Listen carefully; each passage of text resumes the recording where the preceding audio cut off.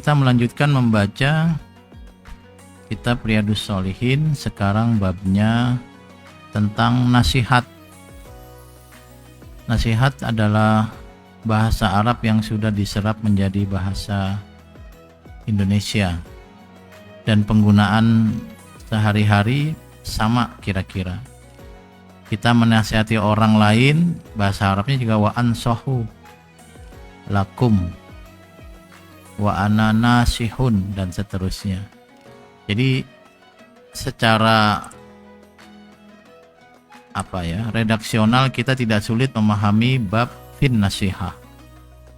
Tetapi kemudian ada sedikit kekhasan dari makna bahasa Arab yang belum muncul dalam bahasa Indonesia, dan memang karakter penerjemahan begitu, teman-teman. Inilah salah satu hikmah kenapa agama Islam turun di Arab, yang secara susastra itu dikenal sangat tinggi, sangat luhur. Ini mudah-mudahan waktunya cukup untuk membaca beberapa hadis, tapi saya ingin kasih pengantar sedikit, teman-teman. Kondisi geografis itu bisa mempengaruhi pola pikir Anda. Kita contohkan misalnya orang-orang yang tinggal di kota Mekah dan sekitarnya.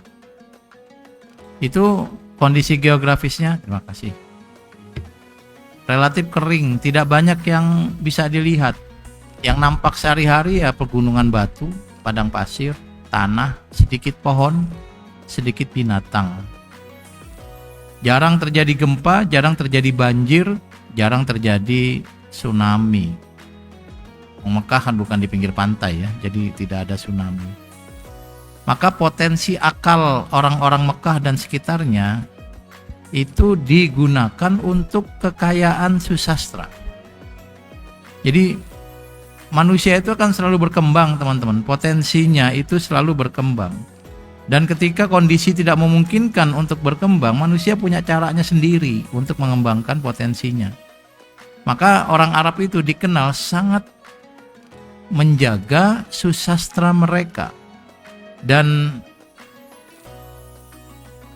termasuk kebanggaan ketika mereka memiliki syair-syair yang dianggap mengungguli daripada syair yang dimiliki orang lain. Bahkan nanti ada perang yang didahului dengan perang syair, dalam artian ketika satu kelompok bermusuhan dengan kelompok lain, mereka menggunakan propaganda syair untuk memenangkan peperangan. Kalau sekarang buzzer kali ya namanya ya. Kemudian di waktu yang sama, orang Arab itu menggunakan potensi susastranya, yang salah satunya adalah mereka sangat kaya dalam kosakata. Anda kalau nanti baca kitab Al-Muzhir, ini kitab Fiqhul Lughahnya Imam Suyuti, itu disenyatakan kalau tidak salah ya, ada 100 nama ular. Jadi kalau kita itu kan nama binatang itu relatif 1 atau 2. Ada kambing, ada domba. Kalau di bahasa Jawa ada tambahannya anaknya.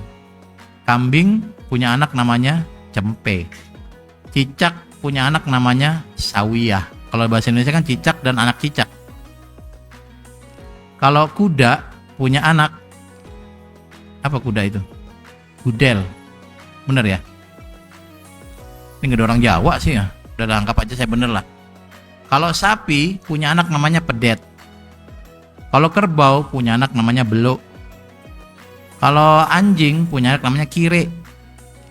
Kalau kodok punya anak namanya kecebong, percil. Itu aja. Tapi di Arab itu ular aja sampai kalau tidak salah sampai 100. Ada hayyah, ada su'ban, dan seterusnya. Menurut penghitungan Profesor Subhi Soleh, unta itu namanya ada 5.000 lebih, teman-teman. Anda kalau dalam bab zakat itu ada bintu Makhot, ibnu Makhot, bintu Labun, ibnu Labun gitu ya. Itu ada 5.000 lebih nama onta. Onta 1 tahun, laki-laki atau jantan namanya apa. Onta 1 tahun, betina namanya apa. Onta 2 tahun, betina namanya apa. Onta yang belum pernah melahirkan namanya apa. Yang sudah melahirkan sekali namanya apa. Karena memang manusia itu punya potensi, dan ketika tidak ada tempat lain untuk mengaktualisasikan potensinya, ya terjadi seperti yang di Mekah. Karena itulah bahasa Arab itu memiliki kosakata yang sangat banyak, teman-teman. Sangat banyak. Sudah ada satu kosakata itu ada derivasinya. Kataba telah menulis, kalau akan yaktubu. Tulisannya katban, kitabatan, maktaban, ada 3 bentuk masdarnya. Menulislah uktub, kalau laki-laki 1, kalau perempuan uktubi. Kalau perempuannya 2, tuba. Kalau laki-laki banyak uktubu. Kalau perempuan banyak uktubna. Namanya nun jama' inas. Nah, karena orang Arab itu sangat kaya dalam bahasa, kadang-kadang kita nggak bisa menemukan padanan kata yang pas dalam bahasa Arab diterjemahkan dalam bahasa Indonesia. Gitu kira-kira. Ini masih terkait nama kata nasihah ya. Nah, sedikit saya melebar sedikit. Berbeda ketika orang-orang yang tinggal di Yunani. Yunani itu tempatnya kepulauan, teman-teman. Ada gunung berapi, ada laut. Sehingga mereka seringkali melihat ada awan tebal lalu ada petir. Kadang-kadang ada tsunami, kadang-kadang ada gunung meletus. Lalu mereka berpikir, kenapa ya kok ombak bisa sebesar ini? Muncullah dewa Poseidon, mitologi dewa Poseidon. Kenapa ada petir? Muncullah mitologi dewa Zeus.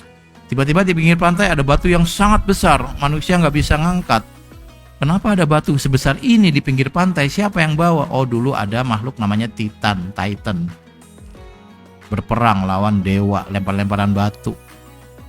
Kayak anak STM tawuran. Maju. Nah, maka ketika nanti Islam disebarkan di Saudi, di Mekah dan sekitarnya, Islamnya relatif Islam yang seperti itu, Islam yang